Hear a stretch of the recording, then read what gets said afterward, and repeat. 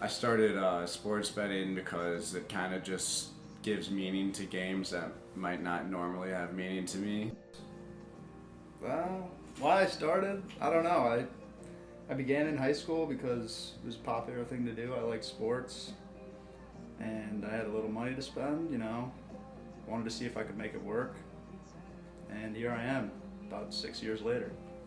My most demoralizing loss would have to be the Chargers' future I placed last year to win their division.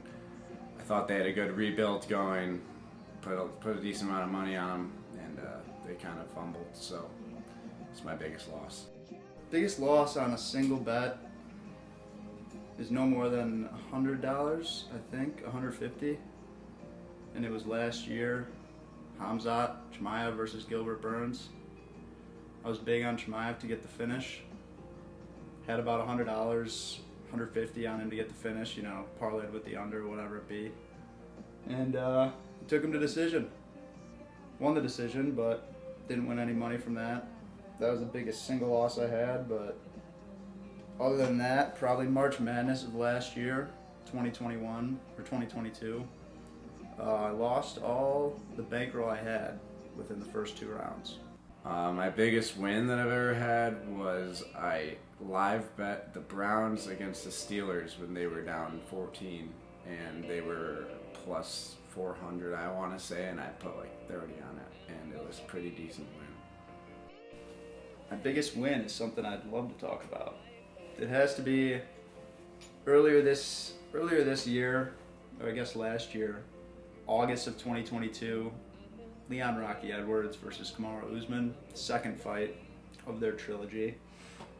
Now this fight was one that I had my eye on for quite a while because Leon Edwards, he was on about an 8 or 9 fight win streak, and he'd been pulling out of a lot of fights or getting in a lot of fights that were canceled. And I've always said that Kamaru Usman is one of the biggest frauds in the UFC. So when Vegas set the line at Leon Edwards plus 275, I knew it was off, and I had to hammer it.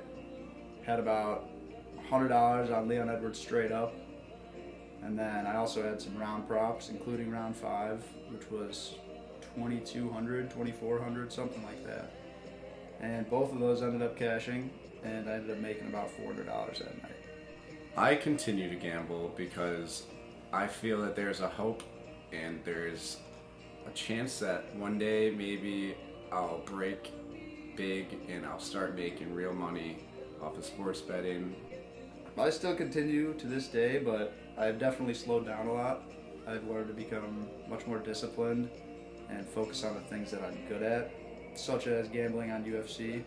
I began tracking my plays through a third-party website known as betmma.tips, and it really just helps me hone in on the things that I succeed at and also try to minimize the mistakes that I make week in and week out.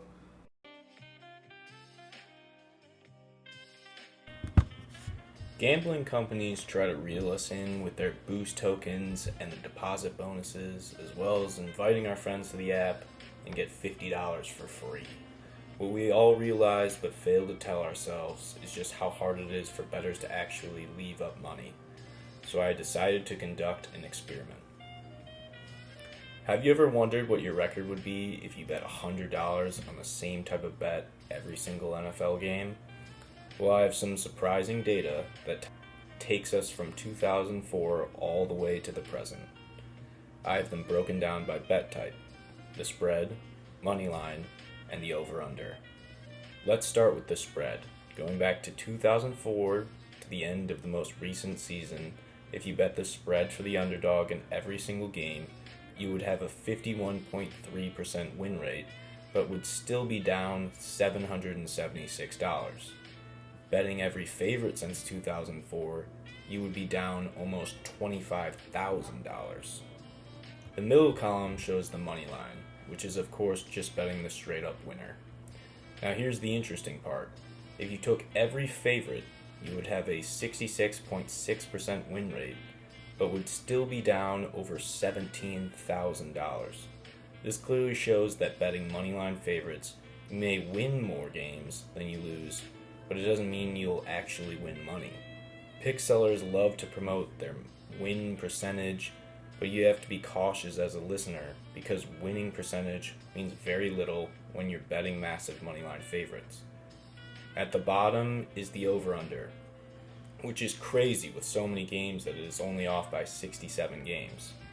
Although it makes sense, the over has a losing record because sportsbooks often inflate overs, knowing most bettors like to take them. Here is just a little tip for everybody. The over-under and the spread are usually minus 110 bets. In order for bettors to break even, you would have to win 52.4% of those bets.